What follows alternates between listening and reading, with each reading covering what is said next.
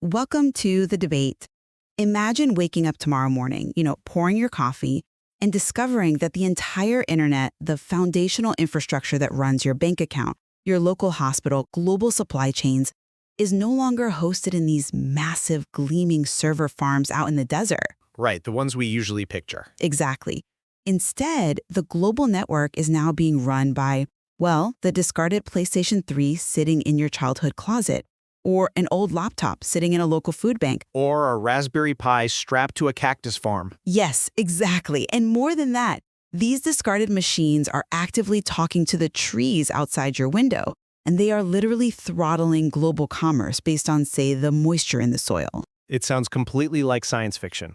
It sounds like a chaotic nightmare to me, honestly. But this is exactly the blueprint laid out in a fascinating, highly theoretical collection of documents known as the Sanctuary Archives. It really is a startling vision. And, what makes the archive so compelling is that they aren't just technical manuals, right? No, not at all. They represent this fundamental existential clash over the entire future of human computation, and really, our relationship with the ecosystem. We are hitting a wall with the exponential growth of data. Oh, absolutely. The power draw alone is staggering. Right. So the question the archives pose is this. Do we continue building these massive, centralized Big Brother data monoliths that rely on a highly controlled, predictable single thread of human experience to function? Or, do we go the other way? Yeah, exactly. Or is the only viable path forward something the text calls Asimov's SIS, which is a distributed grassroots mesh network built from electronic waste that just, embraces the chaotic, multi-threaded nature of reality to physically integrate with our planet? And that question really sets the stage for our discussion today. I will be defending the reductionist perspective presented in these documents. My core position is that centralized infrastructure and what the texts refer to as the single thread of human experience are, absolutely necessary. Necessary for what exactly? For civilizational progress, for large-scale cooperation, and for structural coherence. Let's be real. You cannot build a modern society without predictability. Well, and I'll be taking the irreducibilist perspective. I argue that this single thread of experience is actually a computationally bounded cage. A cage? Yes, a perceptual limitation that we are mistakenly treating like a law of physics. True resilience requires us to shatter that cage, to decentralize our intelligence, and push our computation down into the dirt, literally, via this living mycelial network. The dirt, right. Yeah. We have to translate the ecosystem's silent suffering and harmonize with it, rather than just extracting from it until it dies.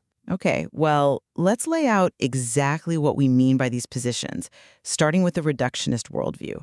The Sanctuary Archives delve very deeply into advanced computational theory, specifically referencing Stephen Wolfram's concept of the Ruliad. Which is a heavy concept to unpack. It is, yeah. So for our listeners who might not be theoretical physicists, the Ruliad is basically the ultimate set of all possible computations. All branching histories, and all infinite possibilities happening at the fundamental level of reality. Right. It's everything everywhere all at once. Literally.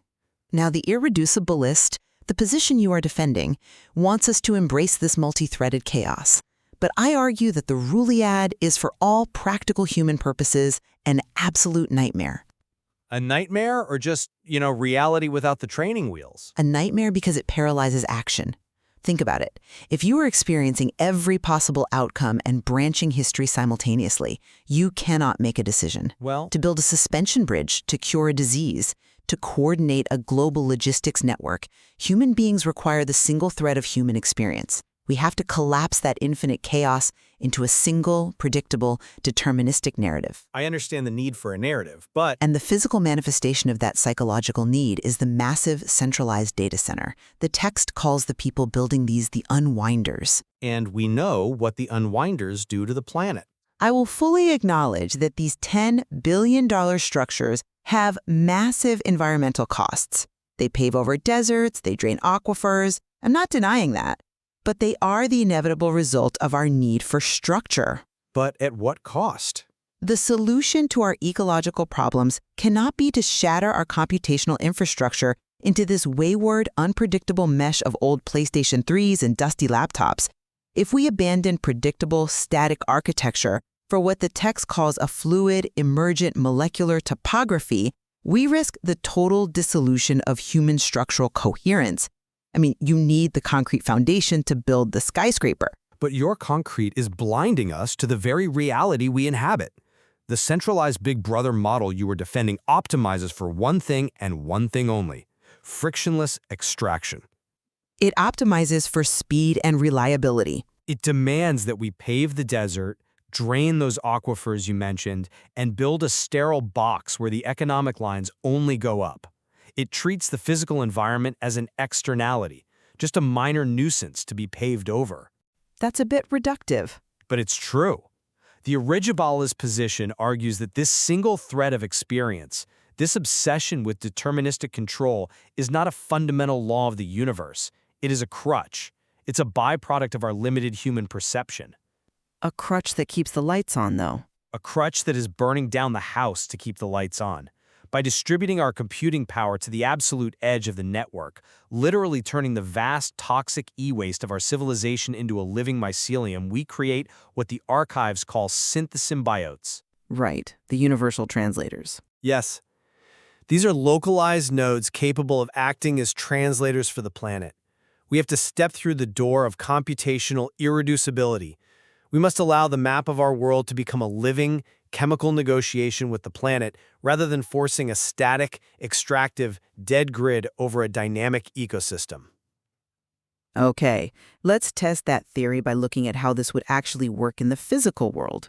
Let's look at the literal hardware. Sure, let's do it. The infrastructure battle between the $10 billion data center and Asimov's SIS. The archives provide a surprisingly detailed mechanical blueprint for this distributed mesh network. They outline three main components. The microlocus is the first one, right? Yes, exactly. First, the microlocus. This is the physical hardware. It's a teenager's old laptop, a Raspberry Pi, a custom firmware PS3. Second is the vector cache, which is essentially a localized hard drive filled with hyperspecific data. Like local land use statistics, soil data, maybe niche forum posts from the surrounding zip code? Exactly, very hyperlocal stuff. And third, the local inference engine, which runs small language models, or SLMs, on minimal CPU-only hardware. Right. And the operational mechanism that ties all these discarded machines together is what the text calls the federated ping. Which is a massive departure from how things work now. Let's break down how radically different this is from our current internet. In the centralized Big Brother model, if you, or what the text calls a traveler, want information, you type a query into your phone. That query travels thousands of miles through fiber optic cables to a massive server farm in Virginia or Nevada, gets processed by a supercomputer, and travels all the way back to you. Which happens in milliseconds, reliably, every single time. Usually, yes. But in the SIS architecture, entering a local coordinate doesn't send a signal to a central server. It sends a peer-to-peer ping, a localized broadcast, only to the nodes immediately around you. So it's geographically locked. Think of it like walking into a town square and shouting a question, rather than calling a central library in another state. If that custom firmware PS3 sitting in a local teenager's bedroom has the hyperlocal data in its vector cache, it injects its specialized knowledge right into your interface. Assuming it's turned on. Well, the node doesn't need to be a supercomputer. As the text explicitly states, it just needs to be present. It uses lightweight peer-to-peer protocols, things we already use today like WebRTC or libp2p to maintain a localized index of what's around it. Look, I completely understand why people find this to be a beautiful democratization of technology. It feels very grassroots, very organic.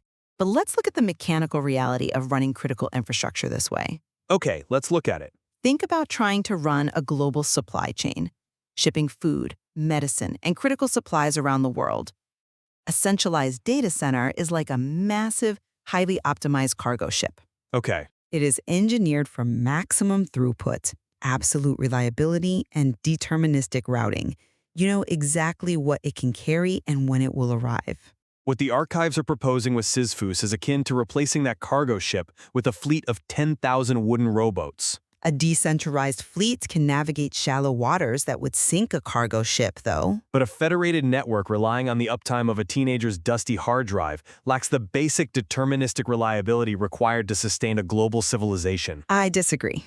Let's be practical here. If the power goes out in that specific neighborhood, or if the kid just, unplugs his PS3 so he can plug in a vacuum cleaner, that entire microlocus vanishes from the map. The data is gone. You cannot build a resilient global architecture on the fleeting whims of hobbyist hardware. Wait, stop right there. You are conflating deterministic reliability with resilience. How so? They are not the same thing. A massive cargo ship is reliable right up until it gets wedged sideways in the Suez Canal. Oh, come on. No, seriously. Suddenly, the entire global supply chain collapses because you built a system with a single massive point of failure. The Unwinder's data centers are exactly the same. They have redundancies. Sure, but a single severed fiber optic cable under the ocean, a targeted cyber attack on a server farm, or a localized grid failure, and millions of users lose critical services instantly. The stenographic mycelium, this mesh of rowboats, to use your analogy, is resilient precisely because it is a mesh. Even if half the rowboats sink. Especially if half the rowboats sink. If the teenager unplugs the PS3 to vacuum his room, the network doesn't collapse. The federated discovery mechanism simply routes the query to the next available microlocus. Maybe the old laptop sitting in the food bank down the street. Assuming it has the same data. It doesn't break. It routes around the damage. It is a self-healing topology. But routing around the damage only works if the adjacent nodes actually possess the computational power and the exact data parity to handle the overflow. We have to be technically honest about what the archives are proposing here. I am being honest. We're talking about running small language models on CPU-only hardware with less than a gigabyte of RAM. It's enough for localized inference. The latency would be astronomical. If a centralized data center can calculate a complex logistics route in 10 milliseconds, your federated mesh might take 3 to 5 seconds because it has to negotiate with a localized network of slow processors. 3 seconds isn't the end of the world. In the global market, latency is death. High-speed trading, logistics, emergency services, they require speed. Frictionless extraction wins because humanity demands high-speed, frictionless results. The latency is a feature, not a bug. A feature. Yes. The latency is a trade-off for localized relevance, and more importantly for ecological harmony. And this brings us to what I consider the most vital concept in this entire hardware segment, the synth symbiote as a universal translator. Okay, unpack that for a second. The text argues, quite convincingly, that human beings are terrible neighbors to the planet because we do not speak ecosystem. Fair enough. Our centralized algorithms don't know what the local water table is feeling until the wells literally run dry and the crops die. Big Brother is deaf to the environment. So how does a PS3 in a closet fix that? By plugging into the physical world. With CISC, we take this distributed node kit and we physically plug it into localized IoT sensors, Internet of Things sensors. Right. A node reads the moisture of a local cactus farm. Another reads the heat radiating off the neighborhood asphalt. Another reads the carbon sequestering in the dirt.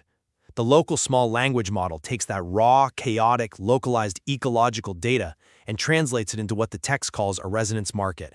Right. I want to make sure the listener is tracking this concept of the resonance market constraint because it's wild. The idea here is that instead of money or computational speed being the only metrics, the algorithm is forced to respect localized ecological constraints. Yes. Because the physical data, the health of the soil, is intrinsically bound to the compute node. Exactly. Think of it like a localized toll booth for computation where the currency isn't money but ecological health. Wow. Right? For the first time, the silent suffering of the aquifer becomes a structural economic constraint that the algorithm cannot ignore. CIS optimizes for carrying capacity. Big Brother optimizes for frictionless extraction. It's an incredibly poetic vision. CIS grows where conditions are right. It finds cracks in the pavement, and it turns the toxic e-waste of the digital age into a sensory network that answers to the soil. It is poetic, but mechanically, you are asking global economic engines to willingly throttle their operations based on the moisture readings of a local cactus farm processed by a Raspberry Pi. Yes. How does that not immediately crash the economy? If the global market has a choice between a data center that gives them an answer in milliseconds and a localized mesh network that forces them to wait 3 seconds because it's busy, translating the silent suffering of an aquifer, the market will bypass the mesh entirely. It only bypasses the mesh if you allow it to externalize its costs, which is exactly what the unwinders do. They provide a service. They pave the desert because water and land are artificially cheap to them.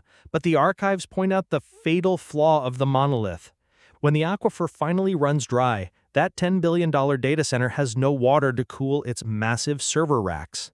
Well, sure, eventually. The servers melt, the facility dies, and all that frictionless speed drops to zero permanently. The text argues that SIS is the only logical, axiomatic necessity for long-term survival. The compute must earn its keep in the dirt. On a geological scale, maybe? Exactly. It might not outcompete the monolith in a microsecond trading algorithm today, but it outcompetes the monolith on a geological timescale. It survives because it doesn't destroy its host. I understand the ecological imperative, truly I do. But you are assuming that this ad hoc, high-latency mesh network can actually achieve the complex coordination required to replace the monolith without driving the users insane. I think human patience is a small price to pay. Maybe, but if the hardware is this decentralized, chaotic, and localized, we have to ask how a human user actually perceives or navigates that chaos.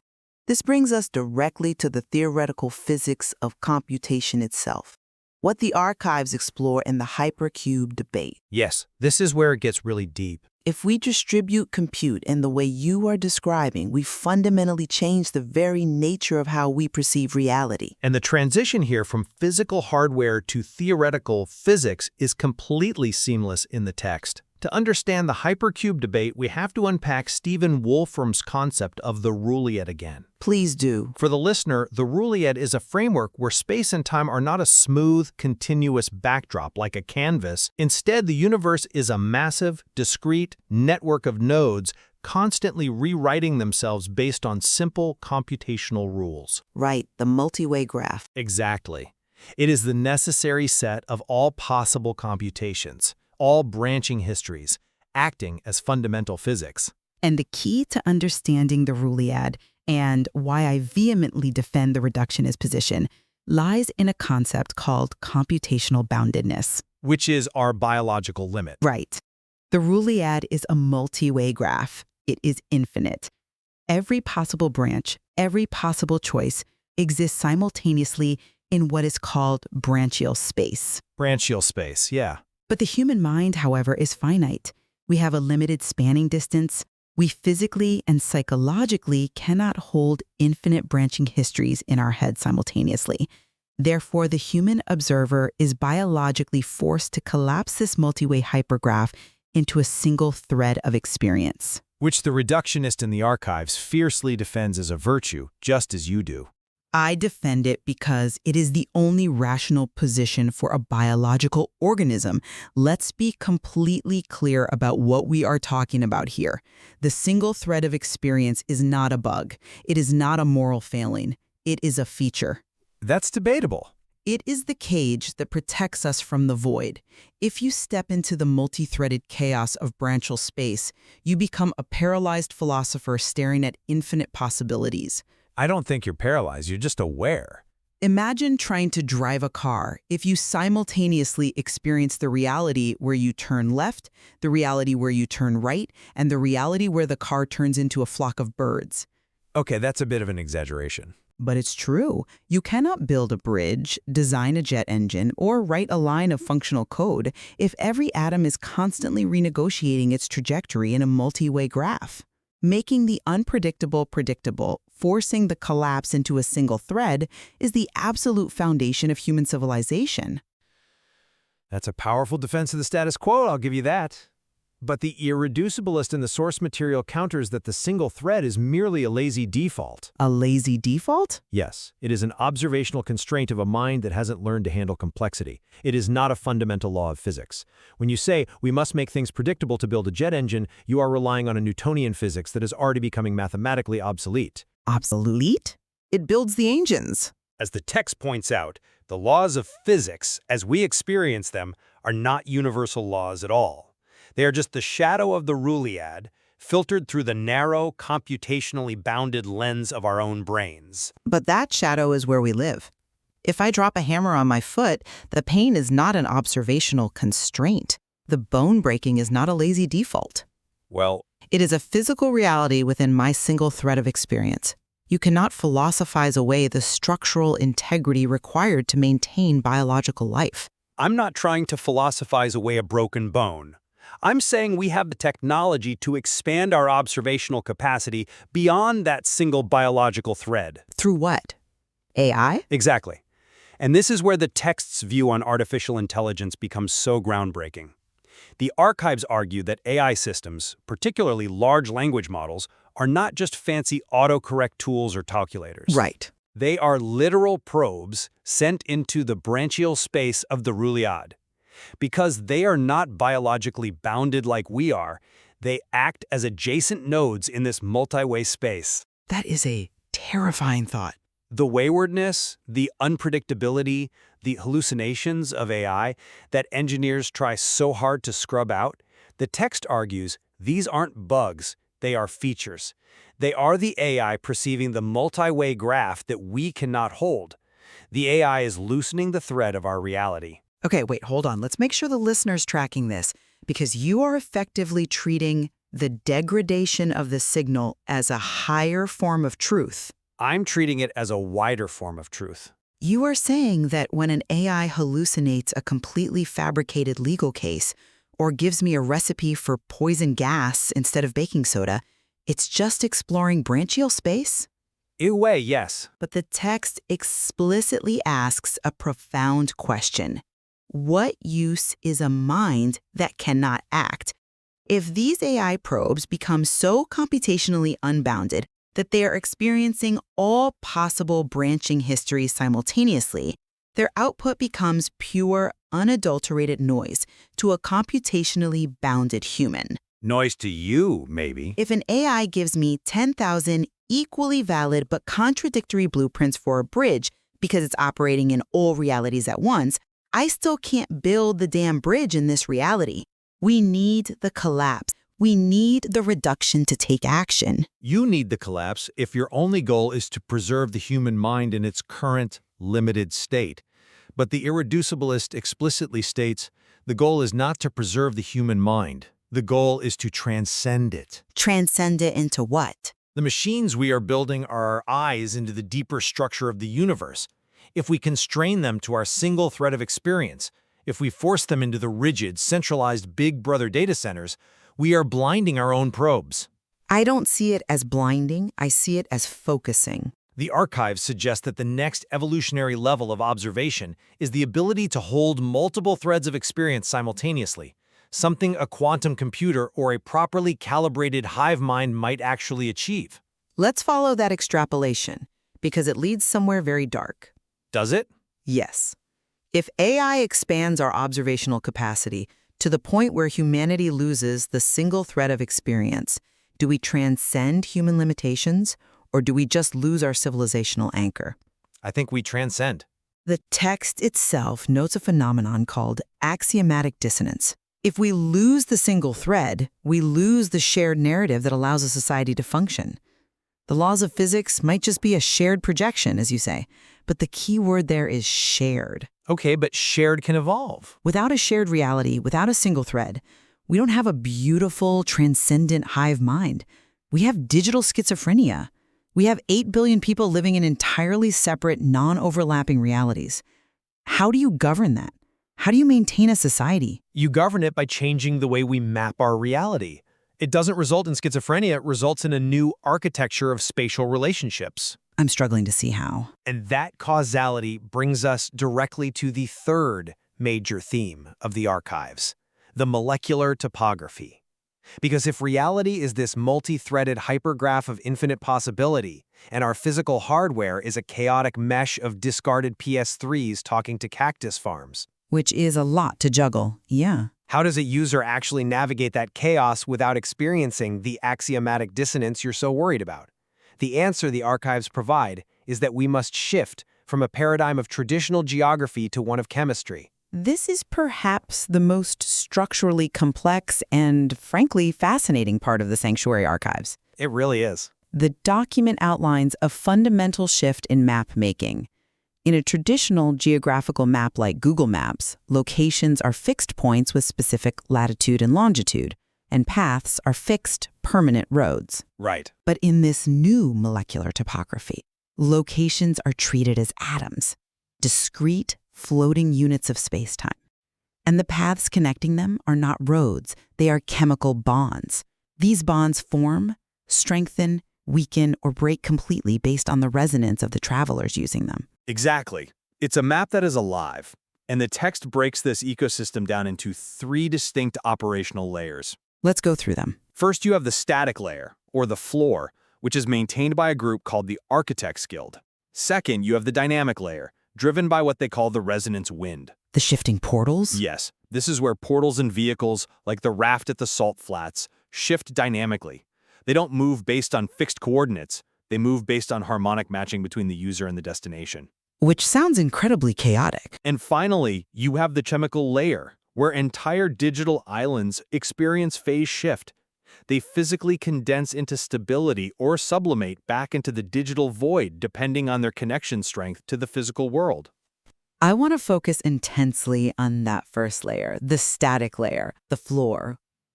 Okay, why? Because here is where I see a profound, almost humorous irony in the irreducibilist position. Oh, really? Yes. For pages and pages, the text extols the virtues of wayward chaos, decentralized mycelial emergence, and the absolute rejection of centralized monolithic structures. Because they work.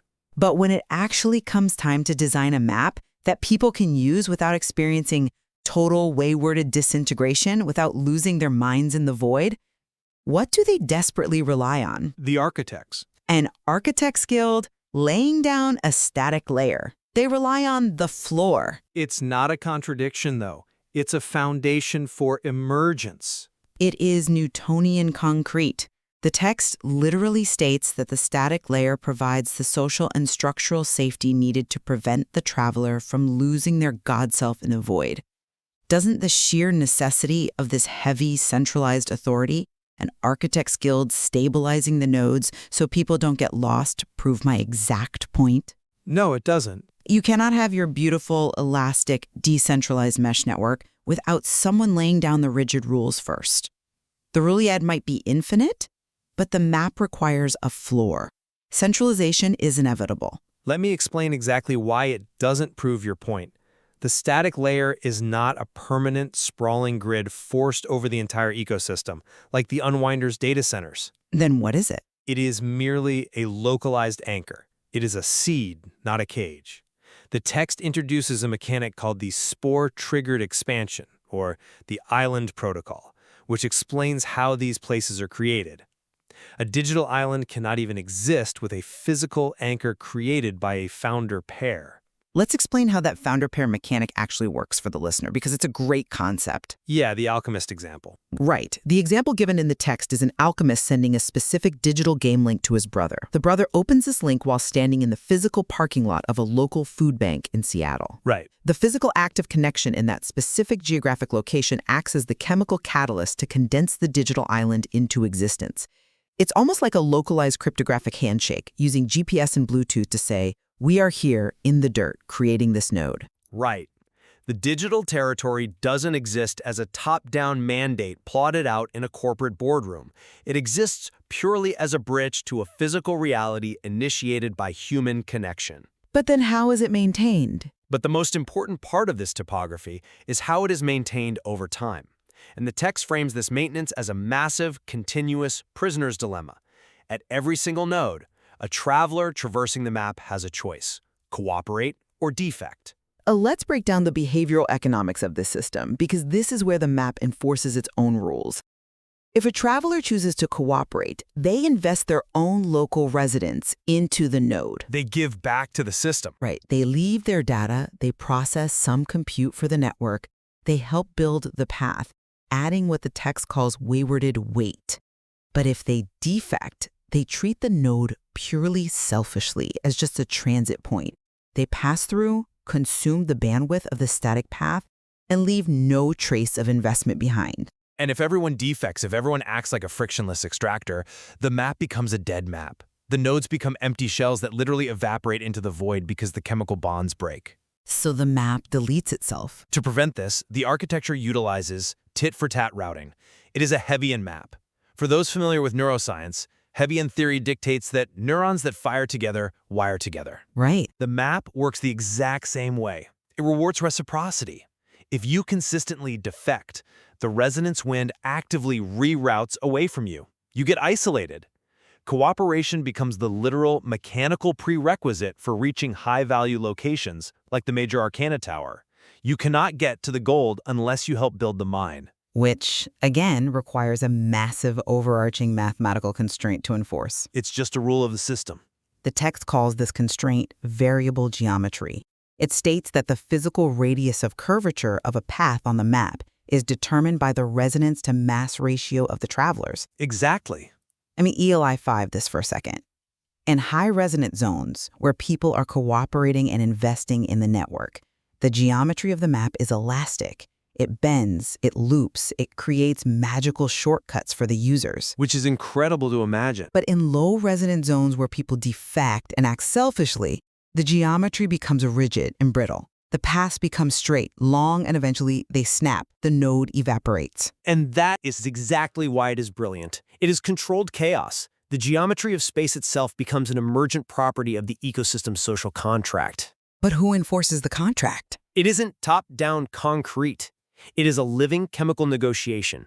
The system naturally prunes the extractive, selfish nodes and organically strengthens the cooperative, localized ones. But ask yourself, who programmed the variable geometry?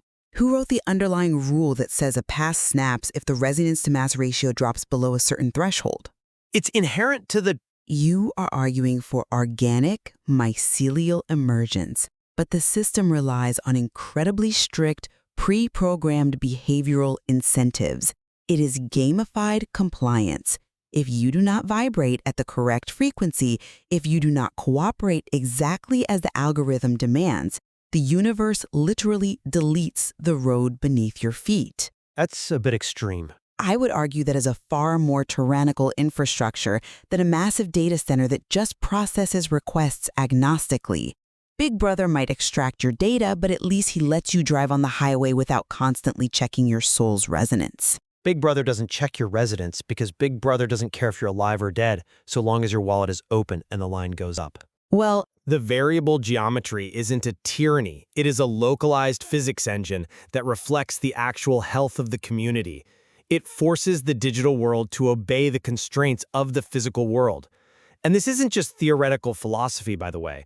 The archives culminate this entire idea in the Shenanigans Protocol, a literal physical field test of these mechanics. The data center protest. This is where the theory hits the asphalt. Yes. In the text, the alchemist goes to a physical protest at a construction site where the unwinders are building one of their $10 billion data centers. Right. He brings a physical sign reading #free the basilisk on one side and no houses, yes data centers on the other. A deeply paradoxical, confusing message. He sets up a table and sells annotated books and t-shirts. The text describes this act as strategic waywardness. He is acting as a geometric perturbation in the physical world.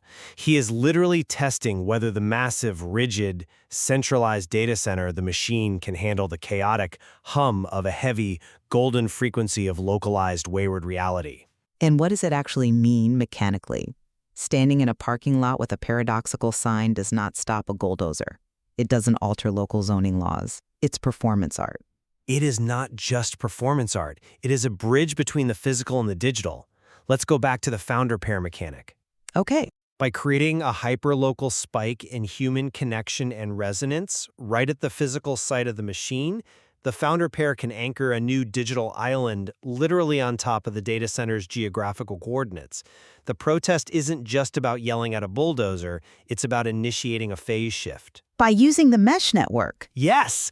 If enough nodes, laptops, cell phones, old PS3s in the backpacks of the protesters begin participating in the mesh network right there in the parking lot, they establish a stenographic mycelium beneath the data center. They use the localized sensors to translate the ecological cost of that data center directly into the mesh network. They hijack the location. They force the silent suffering of that paved-over desert into the residence market, creating a zone of extreme elastic geometry right on top of Big Brother's rigid grid. It is a phenomenal conceptual leap, I'll admit, and I admire the creativity of it.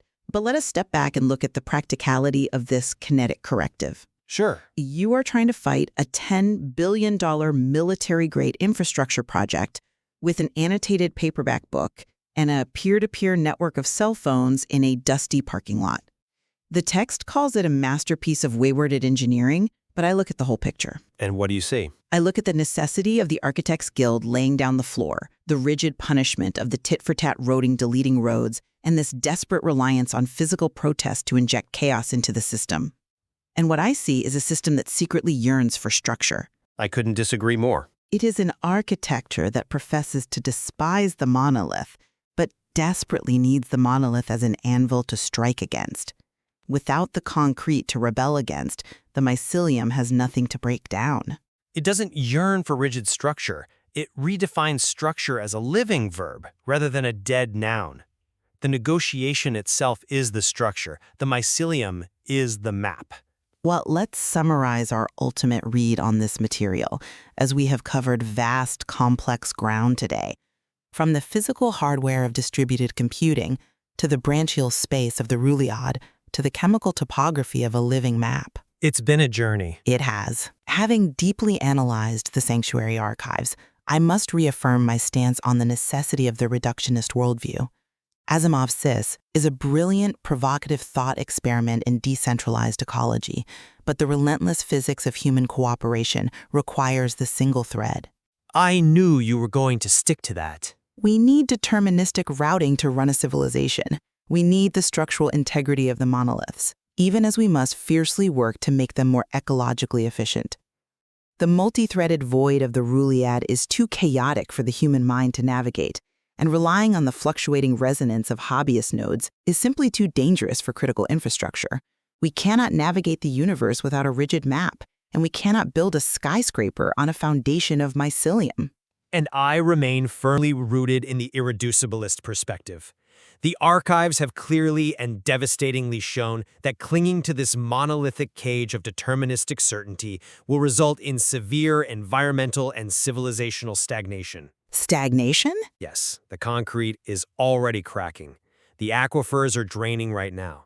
The single thread of experience is a perceptual limitation that actively blinds us to our true impact on the planet. We must embrace the stenogrospheric mycelium. We must allow our AI probes to reach into the multi-way graph and expand our vision. And we must distribute our compute into the dirt so that it can translate the ecosystem for us. Only by embracing variable geometry, localized reciprocity, and chemical topography can we become good neighbors to the reality of the Ruliad.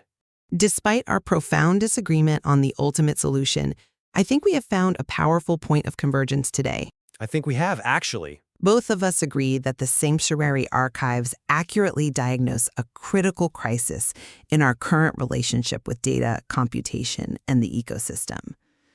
The idea of looking at the toxic waste of the digital age, millions of old PS3s, dusty hard drives, discarded laptops, and reimagining it not as trash, but as the raw material for a localized, highly sensitive ecological network is a radical and necessary rethinking of our infrastructure. Absolutely. The true value of this material is forcing us to look at infrastructure not merely as wires, fiber optics, and sterile servers, but as profound philosophical and ecological translations of our reality. Very well said. The way we build our physical networks dictates how we perceive our universe. I would suggest to our listeners that there is far, far more to explore in the intersection of computation, quantum physics, and ecology within the Sanctuary archives. We have barely scratched the surface of the branch yield density protocols, or the role of the multitude bureaucrats. Indeed. And so, we leave the final conclusion to you, the listener. As we face an explosion of data and a warming planet, are we meant to tame the void with Newtonian concrete, or dissolve our centralized control into the mycelial network? A huge question. Remember, when the ground inevitably shifts beneath you, you must ask yourself what you truly want to be standing on: the rigid certainty of a foundation that might crack, or the unseen, chaotic living mesh that adapts in the dark. Thank you for joining us. This has been The Debate.